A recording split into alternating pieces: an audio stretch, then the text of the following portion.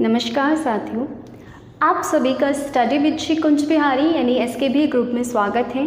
आज की हमारी कक्षा का विषय है समश्रुत भिन्नार्थक शब्द सीरीज का पार्ट 1, जिसमें हम 150 प्लस टारगेट के अंदर पार्ट 1 पहले ही पढ़ चुके हैं। आज हम करने वाले हैं इसका पार्ट 2। तो चलिए बिना किसी देरी के इसको शुरू करते हैं। तो आज हम सबसे पहले शब्द देखेंगे आदि। इसका हमारे पास क्या अर्थ होता है? आरंभ या फिर पहला। ठीक है, जैसे हम कहते हैं आदि से लेकर अंत तक चलेगा, तो यानी कि प्रारंभ यानी आरंभ से लेकर अंत तक चलेगा। अब देखो आदि हमारे पास क्या है? जब दै पे बड़ी ई की मात्रा है तो इसका अर्थ होता है अभ्यस्त। क्या होता है?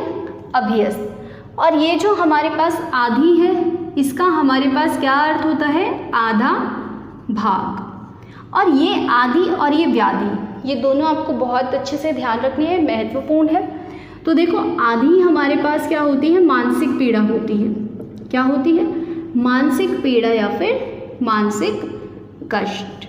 लेकिन जो व्याधि होती है वो होती है शारीरिक पीड़ा या फिर शारीरिक कष्ट। ठीक है। उपाधि होती है पद या प्रमाण पत्र। जैसे किसी को भारत रत्न की उपाधि मिलती है, किसी को स्नातक की उपाधि हो गई, ये हम कहते हैं। ठीक है। अब देखो एक दिन है, जैसे मोहन तुम किस दिन आओगे, ये दिन हो गया दीन दुखियों पर दया करनी चाहिए। तो इस दिन का अर्थ हमारे पास दिवस से है और इस दिन का अर्थ है हमारे पास गरीब से। ठीक है। अब देखो ये जब चै पे बड़ी ई की छोटी ई की मात्रा है चीर, और ये है चै पे बड़ी ई की मात्रा चीर। तो जब चीर पे छोटी ई की मात्रा है तो ये है दीर्घ काल, और जब बड़ी ई की मात्रा है तो यहाँ पर बस रहे। अच्छा, महाभारत में द्रौपदी चीर हरण के समय श्री कृष्ण जी क्या करते हैं? द्रौपदी का चीर बढ़ाते हैं, ये वही चीर है। अब देखो एक खोआ होता है, दूध से जो बनने वाला पदार्थ होता है जिसे हम कहते हैं मावा। ठीक है। एक आता है खोया, जिसका अर्थ हमारे पास होता है गुम जाना। क्या होता है? गुम जाना। अब देखो एक जगत होता है, इसे हम ज़्यादातर लिख तो क्या देते हैं? संसार, लेकिन इसका अर्थ है कुएं का चबूतरा। ठीक है। अब जब हमारे पास तय के नीचे हलंत होता है तब इसका अर्थ होता है संसार। ठीक है। अब देखो धोती एक और धोती है जिसे धारण करते हैं, अभी बताते हैं। पहले देखो इस धोत का अर्थ होता है सफ़ेद या साफ किया हुआ या उजला। ठीक है। चांदी भी इसका एक अर्थ है, क्या हुआ? या फिर उजला, ये आपको देखने को मिल सकते हैं। और ये जो धोती होती है ये हठ योग की क्रिया होती है। ठीक है। हठ योग की एक क्रिया। ठीक है। हठ योग की एक क्रिया ये धोती होती है, जिसे पुरुष अधोवस्त्र में के रूप में धारण करते हैं और महिलाएं क्या करती है? सर्वांग वस्त्र के रूप में धारण करती है, यानी एक तरीके से साड़ी। ठीक है। तो ये वो है। अब देखो एक नीड़ होता है पानी, और ये नीड़ हमारे पास क्या है? घोंसला। अच्छा, आपने हरिवंश राय बच्चन जी की वो सुनी होगी रचना नीड़ का निर्माण फिर। अच्छा, जिसने नहीं पढ़ी है पढ़ना, बहुत अच्छी है। अब देखो एक होता है हमारे पास परिणित, इसका अर्थ होता है विवाहित। जैसे इस पूजा में परिणित जोड़ों को ही बुलाया गया है। तो अब आता है देखो एक प्रणीत होता है, इस प्रणीत का अर्थ होता है रचित। जैसे कि कालिदास प्रणीत रघुवंशम, बहुत ही अच्छी कृति है, ये हो गया। अब देखो एक वसन का मतलब अर्थ होता है हमारे पास वस्त्र से। एक ये जो व्यसन है इसका अर्थ होता है बुरी लत। ठीक है। क्या होता है? बुरी लत। अब देखो ये है हमारे पास वमन, इसका अर्थ होता है उल्टी करना। क्या होता है? उल्टी करना। एक आता है वामन, वामन यानी कि बोना। अच्छा, अगर किसी ने कभी भगवत गीता सुनी हो तो वो जो विष्णु जी का वामन अवतार है उसकी कथा तो सब जानते ही होंगे। अगर किसी को नहीं भी पता है तो किसी दिन हम छोटी सी एक क्लिप बनाकर उसको डाल देंगे। ठीक है। अब देखो एक होता है गणक, जिसका अर्थ होता है गिनने वाला। ठीक है। क्या होता है? गिनने वाला। एक होती है गणिका यानी कि वैश्य। तो ये हो गया, ये हमारे पास पहले आप ये नोट करो। चलिए अब हम अपने अगले शब्द की तरफ आगे बढ़ते हैं। तो देखो यहाँ पे देखो आरती, यानी तय पे छोटी की मात्रा दिखाई दे रही है। तो इसका मतलब यहाँ पे क्या अर्थ है? आरती का दुख या फिर विरक्ति से। ठीक है, दुख या फिर विरक्ति। अब देखो जब तय पे बड़ी ई की मात्रा है तो ये हो जाएगा धूप दीप दिखाना। पूजा में करते हैं ना आरती भगवान की, ये वही है आरती। ठीक है, अब ये आता है आरती, इसका मतलब होता है पीड़ा, दुख या फिर कलेश। ठीक है, ये होता है। अब देखो ये अब बहुत छोटी छोटी चीज़ें हमें ध्यान रखनी है, जैसे बच्चे रखते हैं एकदम, जैसे शलजम वाला शय, सब्जी वाला शय, यहाँ देखो शकट है तो यहाँ पे तो टै टमाटर है और ये भी शकट है, अब ये ठै ठटेरा है। तो इतनी छोटी छोटी चीज़ें ध्यान रखेंगे तभी हमें ये याद रहेंगे। तो देखो शूर का अर्थ होता है वीर या फिर बहादुर। ठीक है, और जो ये सूर है इसका एक अर्थ है सूर्य, इसका एक अर्थ सूरदास। अब सूरदास जी अंधे थे तो एक अर्थ अंधा भी प्रचलित हो गया। ठीक है, अंधा। अब देखो शकट होता है बैलगाड़ी, क्या होता है? बैलगाड़ी, बैलगाड़ी। अब एक चीज़ और ध्यान रखना, जो शक्ति होता है अगर मैं इस पर बड़ी की मात्रा लगा दूं तो बैलगाड़ी चलाने वाले व्यक्ति को बोलेंगे। ठीक है, अब देखो शकट होता है मचान। अब आप कहोगे ये क्या है? बांस आदि से या लकड़ी से एक ऊंचा स्थान जब बैठने के लिए तैयार किया जाता है उसे कहा जाता है।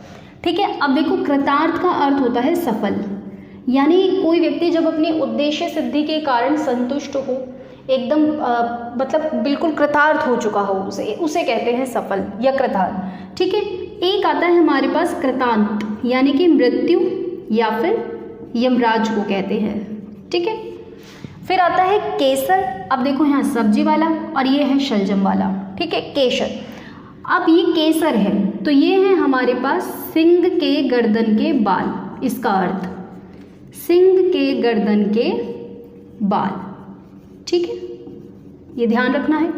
एक आता है केशर यानी कि कुमकुम, क्या आता है? कुमकुम, या इसे ऐसे भी कह देंगे एक सुगंधित पदार्थ। ठीक है, एक सुगंधित पदार्थ। ठीक है, अब देखो अर्थी। अब आपको ध्यान होगा, पहले भी मैंने ये बात आपको बताई है, अर्थ को हम धन भी कहते हैं। अगर हम अर्थ को धन भी कह रहे हैं तो इसका मतलब अर्थी। इसको सिर्फ याद रखने का तरीका बता रही हूँ। अब आप अर्थी को याद कैसे रखोगे? अब ज़्यादातर जो याचक होते हैं उनको क्या चाहिए होता है? धन ही तो चाहिए होता है। तो अर्थी वो याचक यानी इच्छा वाला, जिसको धन की इच्छा, तो सिर्फ याद रखने का तरीका बताया। ठीक है, अब देखो ये अर्थी हमारे पास क्या हो जाएगा? टिकटी, यानी शव ले जाने के लिए जो शैया बनाई जाती है, शव ले जाने के लिए बनी शैया को कहते हैं, ले बनी शैया। ठीक है, अब देखो ए विराम बहुत महत्वपूर्ण है, इसको ध्यान रखना। आ विराम यानी कि बिना रुके। अब बिना रुके यानी कि लगातार, बिना रुके यानी कि लगातार। और एक आता है अभिराम, इसका अर्थ होता है सुंदर। ठीक है, ध्यान कितना रखना है, यहाँ पे वी है और यहाँ पे भी है, बहुत छोटे छोटे अंतर देखने को मिलेंगे यहाँ पे हमें। ठीक है, अब देखो अली यानी कि भ्रमण, और ये जो अली है देखो यहाँ पे अली पे छोटी ई की मात्रा है, यहाँ अली पे बड़ी ई की मात्रा है, तो इसका अर्थ हो गया हमारे पास सखी। क्या हो गया? सखी। और वैसे भी इसे याद रखने का एक तरीका और बताओ। अब भ्रमर से तो देखने में बड़ी ही होगी सखी, है ना? तो यहाँ पे हमारे पास लय पे छोटी ई की मात्रा है, यहाँ लय पे बड़ी ई की मात्रा है। अब आली अगर है तो ये भी हमारे पास हो जाएगा सहेली। ठीक है, तो अली और आली तो दो बहुत आसान रहेंगे याद करने में, दोनों पे ही बड़ी ई की मात्रा है। अब देखो यहाँ अली पे जब छोटी ई की मात्रा थी तो ये तो भ्रमर है, जब आली पे बड़ी ई की मात्रा आ जाएगी तब इसका अर्थ हो जाएगा निरर्थक या फिर सुस्त। क्या हो जाएगा? निरर्थक या फिर सुस्त हो जाएगा। ठीक है, अब देखो जब आर्थ है तो ये हो जाएगा हमारे पास पीड़ित या फिर दुखी। ठीक है, पीड़ित या फिर दुखी। अब आद्र हो जाएगा हमारे पास गीला, और आद्रा हो जाएगा हमारे पास एक नक्षत्र। ठीक है, एक नक्षत्र को बोलेंगे। ठीक है, अब अनु हमारे पास क्या होता है? पीछे के लिए भी प्रयोग में आता है और ये एक उपसर्ग भी है। जब आप उपसर्ग और प्रत्यय पढ़ोगे तब बताएंगे आपको। ठीक है, जैसे हमारे पास इससे बहुत सारे शब्द बनते हैं। अब देखो अणु का मतलब होता है सूक्ष्म कण। क्या होता है? सूक्ष्म कर्ण। अब देखो ये जो शाला है इसका अर्थ होता है मकान, घर या फिर विद्यालय, ठीक है, विद्यालय इनको कह देते हैं। अब ये साला जो है ये हमारे पास क्या है, पत्नी का भाई। अब ये साला की जगह ये शाला मत लिख लेना और इस साला की जगह ये शाला मत लिख देना, नहीं तो अर्थ से अनर्थ होते हुए ज़्यादा समय नहीं लगेगा, ठीक है। तो अब आप क्या करो, पहले इनको नोट करो। चलिए अब हम अपने अगले शब्द की तरफ आगे बढ़ते हैं। तो देखो व्रत का अर्थ क्या होता है, इसका अर्थ होता है वर्ण किया हुआ या फिर चुना हुआ। क्या होता है, वर्ण किया हुआ या फिर चुना हुआ, ठीक है, यानी जिसको आप वर्ण कर रहे हो। अब देखो व्रत क्या होता है, इसे तो आप बचपन से पढ़ते आ रहे हो, इसका अर्थ होता है गोला। इस व्रत को भी आप पढ़ते हुए आ रहे हो, इसका अर्थ होता है उपवास, ठीक है। फिर देखो वित्त का अर्थ होता है धन, रुपया या फिर पैसा। व्रती का अर्थ क्या होता है, स्वभाव। क्या होता है, स्वभाव, चरित्र या प्रकृति भी कह सकते हो, ठीक है।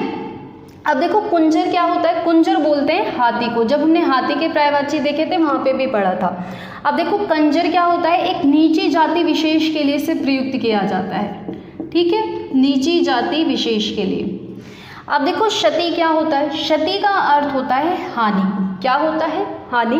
एक होता है क्षिति, जब पृथ्वी के पर्यायवाची पढ़े थे हमने तब भी ये देखा था। पृथ्वी के और पर्यायवाची हमारे पास क्या थे, ईला, उर्वी, धरा, ठीक है, इस तरीके से। अब देखो कोट का हमारे पास क्या हो जाएगा, कोट का हो जाएगा हमारे पास किला या फिर गढ़।